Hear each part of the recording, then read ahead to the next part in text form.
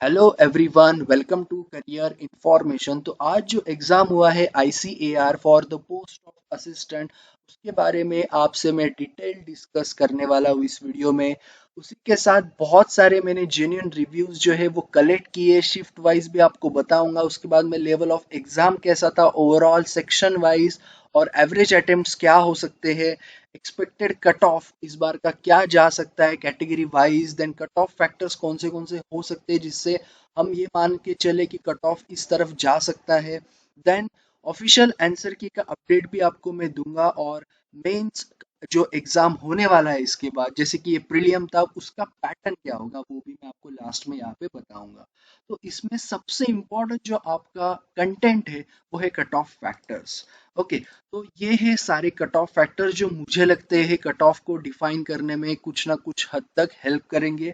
सबसे पहले exam level, क्योंकि उसी के ऊपर डिपेंड करता है ना। आप प्रीवियस देखो ना, आप उसके पुराने कट ऑफ आप देखो। मैं तो यही कहूंगा आज का जो आपका एग्जाम हुआ है उस लेवल के हिसाब से आप जज करो।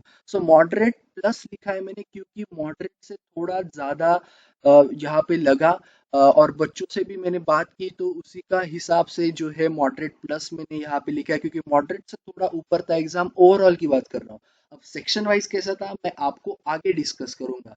वैकेंसीज जो थी बहुत अच्छी खासी वैकेंसी है। 462 वैकेंसी है टोटल। अगर हम assistant headquarters and assistant ICAR institute से उसके बारे में बात करेंगे तो 462 यहाँ पे वैकेंसी थी, तो बहुत काफी ज्यादा वैकेंसी थी। उसी के हिसाब से लिंक जो पॉइंट है वो मैं आपको इंस्ट्रक्शन में दिया था आपके ऑफिशियल नोटिफिकेशन में। The number of qualified candidates for the main exam will be 10 times the number of vacancy। यानी कि 462 अगर यहाँ पे वैकेंसी है तो क्वालिफाई कितने होंगे, 4620। तो लगभग 4620 बच्चे यहाँ पे क्वालिफाई होंगे फॉर मेंस। बहुत अच्छा ये रेशो है इसी के हिसाब से। तो इसकी वजह से भी कट ऑफ जो है वो आपको मैं आगे बताऊंगा कि क्या फर्क पड़ेगा। The result of preliminary examination will be finalize on the basis of percentile of marks. तो यहाँ पे जो है आपका रिजल्ट ऑफ प्रीलियम एग्जाम है वो फाइनलाइज किस पे होगा, परसेंटाइल ऑफ मार्क्स। तो इसमें आपका जो है वो परसेंटाइल ऑफ मार्क्स के हिसाब से आपका यहाँ पे जो फाइनल रिजल्ट आने वाला है। लेकिन उसको देखने से पहले आपको ये देखना है कि आप सेफ अटेम्प्ट्स में हो या नहीं, या फिर आप एवरेज अटेम्प्ट से आपका अच्छा अटेम्प्ट्स है या नहीं।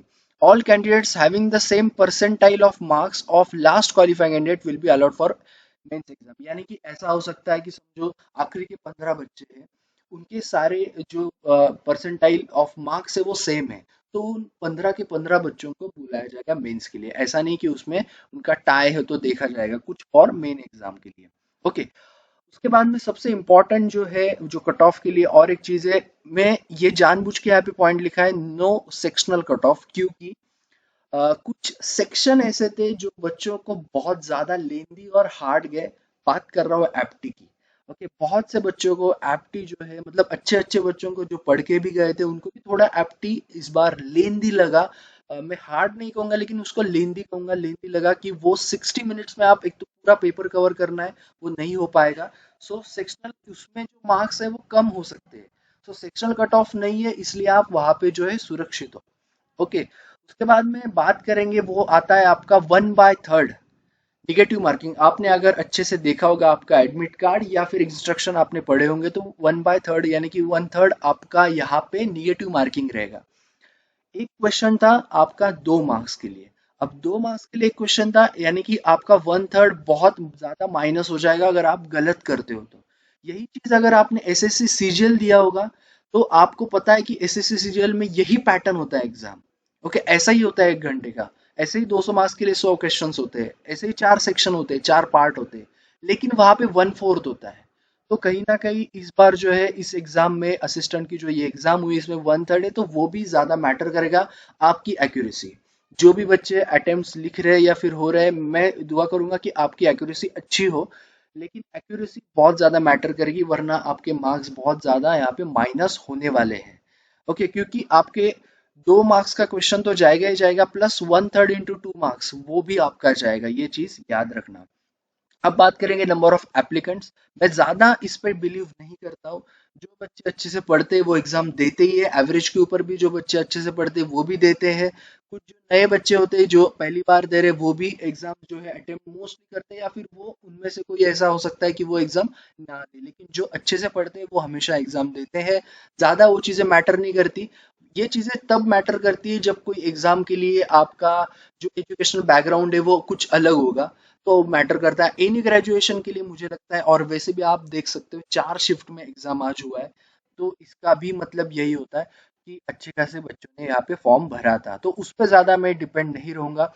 उसके बाद में आंसर की के बारे में, जैसे मैंने आपको बताया ऑफिशियल अपडेट, आप अगर आपका एडमिट कार्ड के इंस्ट्रक्शन में जाके पढ़ोगे, ओके, तो वहां पे ठीक तरह से लिखा हुआ है after 5 days of conduction of exam आपको ऑब्जेक्शन लिंक और आपके जो रिस्पॉन्स होंगे वो मिल जाएंगे।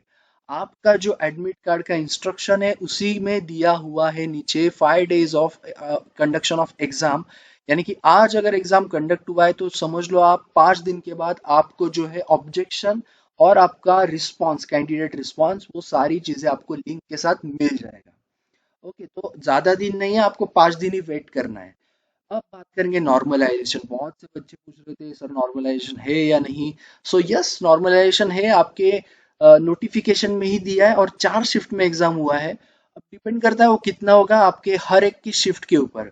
ओके, अब ऐसा देखा गया है कि एक कोई शिफ्ट में 60 से कम ज्यादा अटेम्प्ट्स बच्चों ने किए, मतलब परसेंटेज ऑफ बच्चों ने जो अटेम्प्ट किए वो 60 से कम, और कुछ शिफ्ट में ऐसा है कि 60 से 70 में ज्यादा अटेम्प्ट्स किए। अब मैं बिल्कुल वो अटेम्प्ट्स में नहीं जाऊंगा, पता चला 60 से 70 जिन्होंने किए उनके 10 गलत हो, तो ये चीज भी नहीं होनी चाहिए। इसलिए इस बार जो पेपर था वो हर शिफ्ट के साथ देखे जाए तो थोड़ा बहुत सेम था। हाँ, ऐसा हो सकता है कोई बोले कि चौथा शिफ्ट डिफिकल्ट था, तीसरा हो सकता है, ये आपका खुद का अनुमान है, लेकिन मोस्टली इस बार जो 4 शिफ्ट थे वो ठीक ठाक सेम थे, लेकिन हाँ थोड़ा बहुत डिफरेंस हो सकता है, वो नॉर्मलाइजेशन में आपको पता चल जाएगा। तो एक अच्छी बात है कि आपके जितने भी, अभी आपको 5 दिन के बाद पता ही चल जाएंगे कितने मार्क्स आएंगे, उसमें आप थोड़ा बहुत प्लस पकड़ के ही चलो, क्योंकि नॉर्मलाइज होने के बाद आपके मार्क्स बढ़ते ही है। हमने ये चीज एसएससी सीजीएल में भी देखा था। एक टाइम तो ऐसा था कि बहुत मार्क्स बढ़े थे, क्योंकि वहां पे आपका पैटर्न बहुत चेंज हो रहा था, आपका लेवल चेंज हो रहा था। अभी 2 साल से हम देख रहे हैं कि एसएससी सीजीएल में भी जो बढ़ने का, नॉर्मलाइजेशन के बाद बढ़ने का जो मार्किंग था वो थोड़ा कम हो गया, क्योंकि उन्होंने ज्यादा सिमिलैरिटी लाई है हर शिफ्ट में। उसका मतलब ये होता है। ओके, तो ये थे cut off factors, hope so आपको समझे होंगे, और मैंने कोशिश किया। अब बात करेंगे शिफ्ट वाइज। तो शिफ्ट वन की बात करेंगे तो रीजनिंग, रीजनिंग अच्छा था। हर शिफ्ट में रीजनिंग अच्छा था, और बच्चों का रीजनिंग अच्छा भी जाता है और थोड़ा बहुत फास्ट भी हो जाता है। कभी कभी एक शिफ्ट में जो सुनाया था थोड़ा लेंदी था कुछ क्वेश्चन रीजनिंग में भी, तो आप अगर उतना छोड़ दोगे तो बाकी रीजनिंग ठीक था। शिफ्ट वन में मिरर इमेज, वाटर इमेज, आपको 2-4 क्वेश्चन पूछे गए थे, दोनों थे। इमेज बेस्ड सीरीज पूछा गया था। पेपर फोल्डिंग के क्वेश्चंस हर शिफ्ट में लगभग थे। इनकम्प्लीट पैटर्न का था, 2-3 क्वेश्चंस। नंबर सीरीज थे, 2-3 क्वेश्चंस। क्यूब एंड डाइस का था। पजल जो था मंडे टू संडे ऐसा पजल दिया हुआ था। देन सिलॉक्स थे। डायरेक्शन एंड डिस्टेंस के था। Sitting arrangement, coding D coding, analogy के ऊपर क्वेश्चंस थे। उसके बाद में आप अगर शिफ्ट वन में होगे तो रिलेट कर पाओगे, या फिर कुछ अप्रोक्सीमेट भी हो सकता है। देन एप्टी की बात करूंगा तो जो आपका कंपाउंड एंड सिंपल इंटरेस्ट है वो हर शिफ्ट में देखा गया है। इस शिफ्ट में 2 से 3 क्वेश्चन थे। सिंप्लीफिकेशन भी था। ट्रायंगल के क्वेश्चन थे, ट्रेन के थे, टाइम एंड वर्क के 2 से 3 क्वेश्चन दिखाई दिए। उसके बाद में पार्टनरशिप के थे। Then profit loss and trigonometry के, तो हर शिफ्ट में आपको क्यूए के थे, मतलब एप्टी में। इंग्लिश की बात करेंगे तो फ्रेजेस के ऊपर था। देन एक्टिव पैसिव भी हर सेक्शन में था। उसके बाद में आरसी का, इसमें रशियन मिसाइल का आया था, मेरे ख्याल से 6 से 7 क्वेश्चंस थे।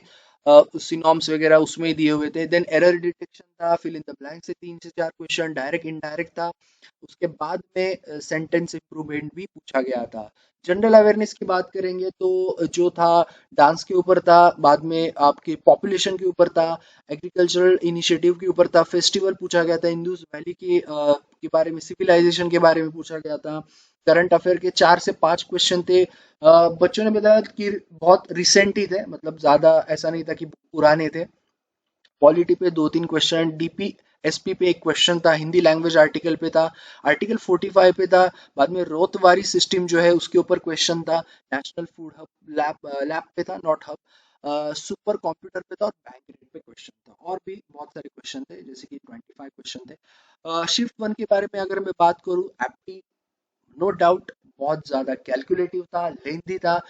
एप्टी ऐसा हार्ड नहीं था, अगर आपको टाइम और मिल जाए तो आप पूरा सॉल्व कर दोगे, लेकिन द थिंग इज दैट आपको 60 मिनट्स में 4 पार्ट्स मैनेज करना, हालांकि सेक्शनल कट ऑफ नहीं है, लेकिन आपको भी पता है कि आपको हर सेक्शन में आपको खुद का अटेम्प्ट करना भी अच्छा लगता है। बहुत से बच्चों से तो ये भी रिव्यूज मिले कि उन्होंने एप्टी के कुछ क्वेश्चंस ही नहीं देखे क्योंकि उनको टाइम नहीं मिला। सो ऐसा था। मतलब पूरे शिफ्ट में बात करूंगा, इंग्लिश और रीजनिंग एक स्कोरेबल आपका सेक्शन था। शिफ्ट टू के बारे में बात करूंगा again in detail. So economics पे 2-3 क्वेश्चन, करंट अफेयर्स के 4-5, देन हिस्ट्री पे थे, आर्टिकल 19 बी पे था, साइंस पे था, साइंस के कुछ क्वेश्चन थे, नॉट साइंस पे था। उसके बाद में एशिया कप मेंस हॉकी 2022 जो विनर उसका पूछा, डिफिटेड हुम वो पूछा गया था। उसके बाद में विनर नहीं, उसके बाद में आईपीएल 2022 का ऑरेंज कैप यहाँ पे पूछा गया था। ओके। उसके बाद में नेशनल जुडिशियल अपॉइंटमेंट्स कमीशन के बारे में यहाँ पे सवाल था, यूक्रेन रशिया कॉन्फ्लिक्ट पे था, म्यूजिक के 1-2 सवाल थे, आर्ट के ऊपर भी एक आध सवाल पूछा गया था।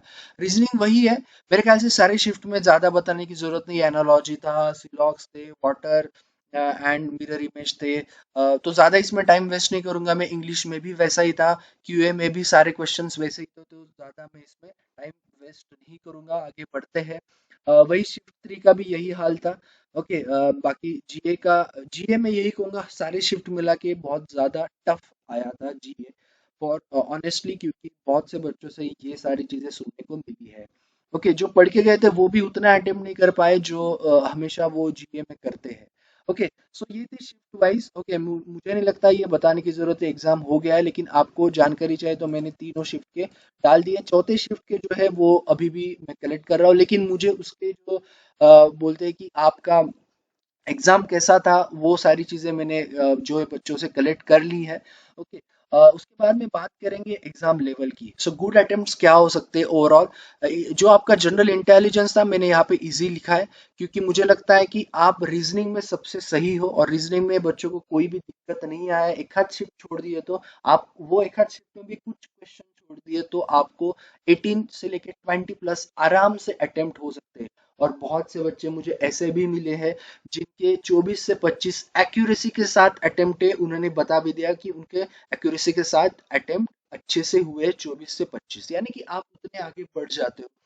सो आपका डेफिनेटली वो स्कोर बहुत आगे चला जाएगा। और रीजनिंग में ऐसा होता भी है क्योंकि आपका सबसे ज्यादा स्कोरिंग सेक्शन होता है वो रीजनिंग, क्योंकि उसका आपका एक्यूरेसी तभी आपको पता रहता है कि मैंने सही किया, इसलिए मैं आपको बता रहा हूँ। उसके बाद में बात करूंगा मैं इंग्लिश की, जो आपका और एक अच्छा सेक्शन था, स्कोरिंग सेक्शन था। अब ऐसा नहीं है जहाँ पे आरसी था वहां पे बच्चे थोड़ा जो सिनो ये थे। उसके बाद में कुछ आरसी में थोड़ा दिक्कत है, एरर डिटेक्शन में भी कुछ बच्चों से गलती होती है। सो टोटल मिला के इंग्लिश भी मैं इजी ही कहूंगा इस बार का आया हुआ, as compare to other parts. So 18 plus अच्छी से आपके अगर हुए तो बहुत अच्छा आपका अटेम्प्ट है। 20 प्लस भी बहुत से बच्चों ने किए हैं, बस उनका एक्यूरेसी का मतलब थोड़ा इशू है। तो वैसे भी इंग्लिश का आप पूरी तरह से नहीं बता सकते हो कि आपके पूरे एक्यूरेट है, यानी एक दो क्वेश्चन आपको हमेशा ऐसे लगते हैं कि उसमें मेरे एक दो से ज्यादा लगते हैं, सॉरी। ओके। जो भी चीजें हैं वो मैं आपको बता रहा हूँ। उसके बाद में एप्टी जो है मॉडरेट टू टफ था, मॉडरेट टू टफ था। अब एक शिफ्ट में ऐसा भी देखा गया कि मॉडरेट आया था, एक शिफ्ट में ऐसा देखा गया था कि बहुत ज्यादा कैलकुलेटिव था। सो कुछ बच्चों के 10 अटेम्प्ट थे, कुछ बच्चों के 8 थे, कुछ के 12 थे, कुछ के 15 थे। ज्यादा अटेम्प्ट तो मैंने एप्टी में नहीं देखे ऑनेस्टली। ओके। और जो भी बच्चे अच्छे से पढ़ के गए थे मैं उनकी उन्हीं के बारे में बात कर रहा हूँ, क्योंकि उन्हीं से आपको पता चलता है कि आप मतलब पेपर का थोड़ा लेवल कैसा था। सो 12 plus will be a good attempt, लेकिन मैं यहाँ पे थोड़ा कुशन दूंगा कि 8 से 10 प्लस भी आपने किए, टेंशन मत लो। ओके। बहुत अच्छा आपका अटेम्प्ट है। जनरल अवेयरनेस टफ था, टफ हमेशा होता है क्योंकि उसमें ऐसा है कि आप पढ़ो उतना कम है। सो 12 plus will be the good attempts. अब मैं ये जो अटेम्प्ट्स बताए आपको 18 प्लस 12 प्लस 12 प्लस 18 प्लस, ऐसा नहीं कि आपके 18 प्लस ही होने चाहिए, 12 प्लस ही होने चाहिए, मेरे तो उतने नहीं है, ऐसा नहीं है। ये प्लस माइनस होता है। अगर किसी बच्चे का रीजनिंग अच्छा है, उसके 20 प्लस, उसने 25 किए होंगे या 24 किए होंगे, और उसने शायद से एप्टी में 10 किए होंगे, जनरल अवेयरनेस में एक्यूरेसी के साथ 8 या 10 किए होंगे, तो भी उसका मैनेज हो जाता है टोटल आपके गुड अटेम्प्ट, यानी कि 55 से 60। 55 से 60 जो है आपके बहुत अच्छे अटेम्प्ट है। अब ऐसा नहीं कि 50 अगर किसी ने किए तो उसके खराब है। 55 से 60 will be your good attempt, लेकिन 50 भी किए तो भी आपके बहुत अच्छे अटेम्प्ट है। बस आपकी एक्यूरेसी मैटर करती है, एक्यूरेसी मैटर करती है। ओवरऑल एग्जाम जिसे मैंने मॉडरेट प्लस बताया, यानी कि मॉडरेट टू टफ के बीच में ये एग्जाम मैं कहूंगा। उसके बाद में आते हैं सबसे इम्पोर्टेंट जगह पे, वो है आपका एक्सपेक्टेड कट ऑफ। उससे पहले मैं आपको एक चीज बता दूं। ओके, परसेंटाइल में ये होने वाला है। अ, आपने नोटिफिकेशन में अगर देखा होगा तो मिनिमम क्वालिफाइंग मार्क्स बता दिए हैं। अगर हम ओपन का देखेंगे तो 30% वहां पे लिखा हुआ था। अगर हम 30% देखें तो भी 60 मार्क्स होते हैं। ओके, अब अ, बराबर है कि आपका जो है 60 तो नहीं रहेगा कट ऑफ, 60 तो नहीं रहेगा कट ऑफ, क्योंकि यहाँ पे लिखा हुआ है the candidate must score higher than the cut off marks as well as the minimum qualifying marks to be eligible for selection. The minimum qualifying marks are different for all categories. Therefore, the candidates are advised to check the marks carefully. पहले line का ही मतलब ये होता है, ये सिर्फ qualifying marks है। उसके बाद आपके जब रिजल्ट आएगा, कट ऑफ में जितने बच्चे इंटू 10 टाइम्स में कट ऑफ में आएंगे उन्हीं बच्चों को लिया जाएगा। यानी कि कट ऑफ अलग लगेगा, ये क्वालिफाइंग मार्क्स है सिर्फ। ओके, यानी कि क्वालिफाइंग मार्क्स से ज्यादा आपका जो है वो कट ऑफ लगने वाला है, सीधी सी बात है। ओके, और बहुत से आपने बच्चों ने चेक किए होंगे प्रीवियस कट ऑफ, 2018 के कट ऑफ, 2016 के कट ऑफ। तो वो कट ऑफ जो तो वो अलग थे, क्योंकि आपका तब वैकेंसी अलग थे, बहुत सारी चीजें अलग थी उसमें, तो उसमें आप देखो ही मत। अब आपको इसलिए मैं बता रहा हूँ, यूआर का 60 मार्क्स आपका क्वालिफाइंग मार्क्स हो गए, कट ऑफ नहीं। ओके, वही अगर ओबीसी का देखें तो 25% है। वही ओबीसी का अगर हम देखें तो 25% है, यानी कि आपके 50 मार्क 200 में से। वही अगर एस सी एस टी दिव्यांग की बात करेंगे तो 20% यानी कि 40 मार्क्स, यानी कि आपके 20 सही क्वेश्चन, वहां पे आपके 25 सही क्वेश्चन, यहाँ पे आपके 30 सही क्वेश्चन। लेकिन ये आपका क्या है, क्वालिफाइंग है सिर्फ। लेकिन यहाँ पे क्या लिखा है, the candidate must score higher than the cut off marks as well as minimum qualifying marks. यानी कि कट ऑफ आपका किस पे डिपेंड करेगा, आपके जो है पर्टिकुलर मेरिट पे, यानी कि इनटू 10, और वो कैटेगरी वाइज लगेगा। ओके, यही आपके इंस्ट्रक्शन वहां पे दिए हुए थे। अब एक्सपेक्टेड कट ऑफ के बारे में आपको मैं बता रहा हूँ। सेफ अटेम्प्ट जो है एक्सपेक्टेड कट ऑफ के लिए open 50 plus will be the safe attempts. Okay, इसमें आप प्लस माइनस 2 पकड़ के आप चल सकते हो, 48 से लेके 52 तक will be your good attempts. Okay, और मैं एक्यूरेसी की बात कर रहा हूँ। ओके, एक्यूरेसी बहुत जरूरी है, क्योंकि वही आपका डिफाइन करेगा, क्योंकि मैंने ऑलरेडी आपको बताया निगेटिव मार्किंग बहुत ज्यादा जाएगा अगर आपके गलत हो जाते हैं। 2 मार्क्स प्लस आपके 1/3, ओके, बहुत मुश्किल हो जाएगा। सो 50 plus will be the good attempts with accuracy, again plus minus 2 आपको आप कर सकते हो। ओबीसी का 48 प्लस, उसके बाद एससी का भी 45 प्लस, एसटी का भी 40 प्लस। ओके, मैं आपको ये अटेम्प्ट्स बता रहा हूँ। अगर हम इसको कैलकुलेट करें तो मैं आपको बता रहा हूँ 50 प्लस यानी कि 100 मार्क्स से ज्यादा। तो आपको अगर प्लस माइनस 2 भी यहाँ पे करो तो आपका 96 से लेके आप जो है 104 तक आपके मार्क्स अगर होंगे तो बहुत अच्छे आपके मार्क्स है, आप थोड़े सेफ में हो। ओबीसी का भी यही कहूंगा मैं, 48 दिया है यानी कि 96, और वही माइनस 2 अगर किए 2 क्वेश्चन के तो आपके होते 92। सो 92 प्लस अगर आपके आ रहे तो बहुत अच्छे हैं। एससी का जो है 45, वही आप माइनस 2 प्लस 2 करके जो एसटी का भी वही, तो ये आपका एक्सपेक्टेड कट ऑफ हो सकता है। अब आप बोलेंगे परसेंटाइल क्या है, वो आपका ज्यादा मैटर नहीं करेगा अगर आप इतने स्कोर्स लाते हो, क्योंकि यही सेफ स्कोर आप करेंगे, यही से आपका परसेंटाइल कैलकुलेट होगा, सिंपल। ओके, तो ये बहुत इंपॉर्टेंट यहाँ पे चीज है एक्सपेक्टेड कट ऑफ के मामले में। ओके, सो आपके और मैंने एक चीज और ऑब्जर्व की आज, कि अगर हम एस एस सी सी जी एल से कंपेयर करें, इससे करें, तो उससे कंपेयर करने की जरूरत क्यों नहीं है, क्योंकि सीजीएल में बहुत ज्यादा अटेम्प्ट्स हो जाते थे बच्चों के एक्यूरेसी के साथ, उस तरह का वो पैटर्न सेट करते थे। इसमें क्या हो गया कि आप रीजनिंग तो कर पाए, आप रीजनिंग में 60 मिनट्स में आप कितना टाइम दे पाओगे? एप्टी तो आपके 25 बिल्कुल भी नहीं होंगे, एक्यूरेसी के साथ बोल रहा हूँ, आपने किए होंगे तो शायद से पता नहीं, लेकिन उतने तो नहीं होंगे। वही मैं बात करूंगा जनरल अवेयरनेस की, तो आप 25 में से 25 तो बिल्कुल एक्यूरेसी से नहीं कर सकते, टाइम भी मिले तो, क्योंकि जनरल अवेयरनेस जो है आपको हार्डली 10-15 मैक्सिमम बच्चे जो है वो अगर करेंगे तो 20 एक्यूरेसी के साथ। ओके, तो ये चीजें आपको सोचनी पड़ेगी, इसलिए जो इंग्लिश और रीजनिंग है उसी में अगर आपका अच्छा स्कोर है तो शायद से आपका होने के चांसेस और ज्यादा हो जाएंगे, क्योंकि आपका कैलकुलेटिव देखे तो अगर जिस बच्चे ने मुझे ये बता दिया कि मेरे 23-24 अगर एक्यूरेसी के साथ है रीजनिंग में, तो यानी कि उसका जो है वहीं पे 40 से अबव मार्क्स हो गए। ओके, 40 से अबव मार्क्स हो गए, 23 क्वेश्चन उसके सही हो गए, तो मतलब 46 वगैरह, एंड प्लस उसको जो है बाकी स्कोर करना है बाकी सेक्शन में, तो एक अच्छा हो जाता है। ठीक है, वो तो आपके सेक्शन वाइज डिपेंड करता है, खैर ये बातें चलते रहेंगी। सो ये एक्सपेक्टेड कट ऑफ है, मैंने अटेम्प्ट्स बताया, याद रखना ये स्कोर्स नहीं, ये मार्क्स नहीं है, ये अटेम्प्ट्स है। ओके, मार्क्स बिल्कुल आपका 70-60 नहीं रहने वाला है कट ऑफ, मैंने आपको पहले बता दी, यहाँ पे लिखा हुआ है कि 60 मार्क्स तो आपके सिर्फ क्वालिफाइंग मार्क्स है, वो नहीं होगा। मेन एग्जामिनेशन, तो ये आपका मेन एग्जाम का पैटर्न है। ओके, इसमें आपका डिस्क्रिप्टिव भी रहेगा। पेपर वन जो है आपका एप्टी, जिसमें आएगा 50 क्वेश्चंस, और इंग्लिश का आएंगे जो आएंगे 100 क्वेश्चंस, वो दोनों ऑब्जेक्टिव होंगे। एप्टी आपका एक क्वेश्चन 2 मार्क्स का होगा, याद रखना एप्टी ऐसा ही आएगा जैसा आपने अभी दिया था, जो लेंदी था, आपको उसी हिसाब से प्रिपेयर करना है अभी। और इंग्लिश जो है वो भी 100 मार्क्स का 100 क्वेश्चंस, 2 घंटे आपको कॉम्पोजिट टाइम मिलेगा टोटल, यानी कि पेपर वन के लिए, यानी कि 200 मार्क्स के लिए। उसके बाद में डिस्क्रिप्टिव पेपर आपका इंग्लिश और हिंदी में आपको देना है, 100 मार्क्स का होगा। उसमें आपको ऐसे राइटिंग, प्रिसाइज राइटिंग, देन आपका जो है letter writing and application writing, ये सारी चीजें आपको 1 घंटे 60 मिनट्स में आपको करनी है टोटल। ओके, तो ये था आपका पैटर्न, और ये था आपका एक्सपेक्टेड कट ऑफ, और ये था गुड अटेम्प्ट्स। बाकी सारी चीजें मैंने मेरे ख्याल से आपको बता दी है, ऑफिशियल आंसर की आपका आ जाएगा 5 दिन के बाद।